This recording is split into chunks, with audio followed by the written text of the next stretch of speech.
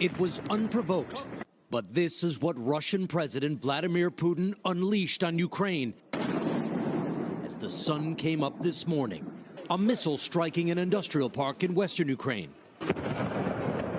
A helicopter assault on an airport outside of Kiev. Close, intense fighting. And there are civilian casualties. Local officials say this apartment building was struck in eastern Ukraine. Heartbreaking images of people bloodied, staggering out of their homes. And this is what remains of another family's apartment, a baby stroller among the debris.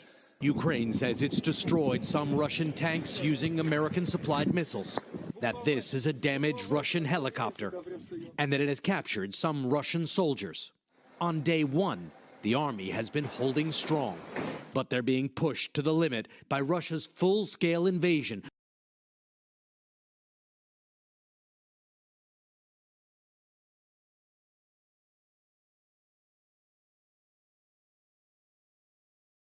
CBS News headquarters in New York.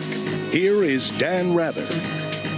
It was just over 90 minutes beyond President Bush's deadline for Saddam Hussein to leave Iraq that U.S. warships and planes, there were F-117 stealth bombers involved, launched the opening salvo of Operation Iraqi Freedom. The attack came in waves, cruise missiles, followed by the F-117 stealth bombers with so-called bunker-busting bombs. Their target, a bunker believed to be sheltering what are called top leaders of the Iraqi regime. Now, this is what it looked and sounded like in Baghdad.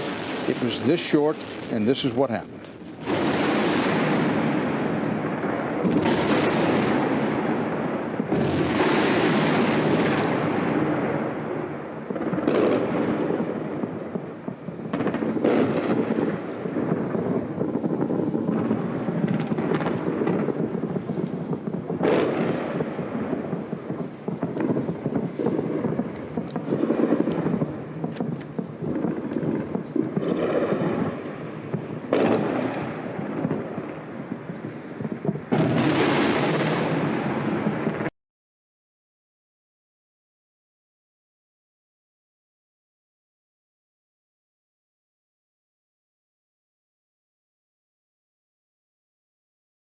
We have the reports are coming in of small towns that are seized along the way. Troops that have given up. One group of Iraqis were found laying mines as the Americans approached. An unspecified number of Iraqis have surrendered to a Marine group to tie all of this together and see where we are right now in the fighting. My colleague Lester Holt back at headquarters.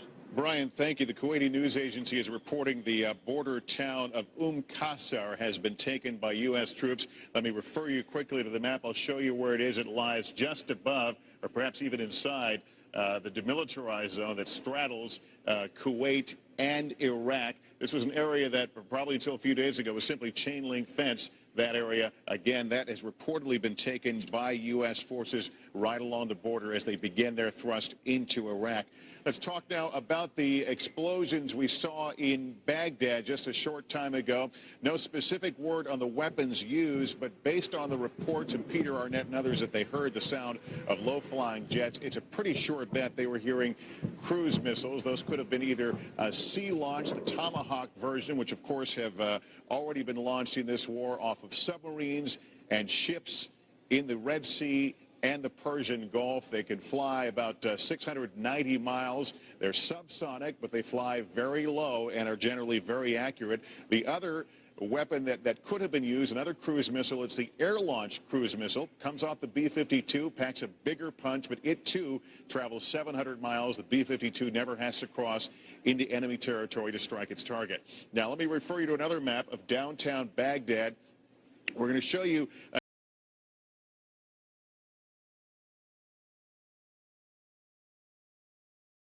at the UN Security Council, Ukraine's ambassador blasting Russia's representative. The Russian president declared a war on the record. Should I play the video of your president? There is no purgatory for war criminals. They go straight to hell. Later, after Putin stopped speaking on cue, the missiles and airstrikes began.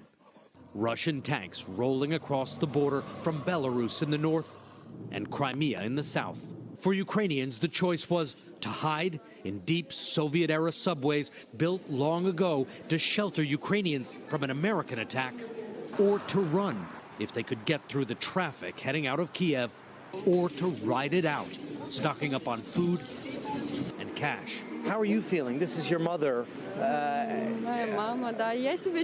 I'm trying to keep my children calm. Putin is not helping. We are Ukraine, she says. Putin says he's doing Ukrainians a favor by trying to get rid of their Nazi fascist government. What do you think about that?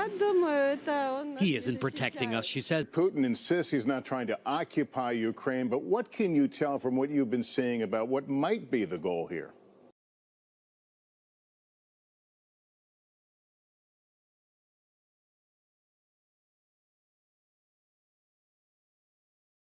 Is at its absolute highest tonight, Brian, with operations of this nature underway.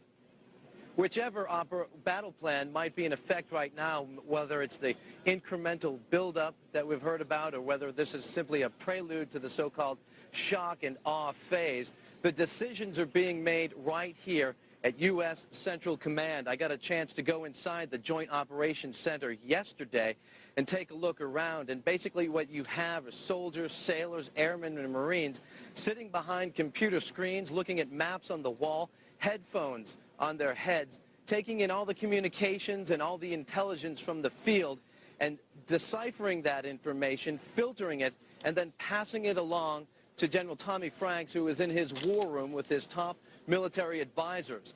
The people who are in the Joint Operations Center are all high-ranking military officers, all with combat experience. And as we've seen the pictures tonight, as chaotic as war can seem, and as chaotic as war is, it is the exact opposite here at U.S. Central Command, and they do that for a very good reason. They call it battle rhythm. They try to keep things very calm and very methodical. This has been a 24-hour operation for several weeks now, and they do that on purpose just so they could be ready for whenever the order came and whenever the attack was, the order to attack was given on Iraq. CBS News headquarters in New York. Here is Dan Rather. It was just over 90 minutes beyond President Bush's deadline for Saddam Hussein to leave Iraq that U.S. warships and planes, there were F-117 stealth bombers involved, launched the opening salvo of Operation Iraqi Freedom. The attack came in waves, cruise missiles, followed by the F-117.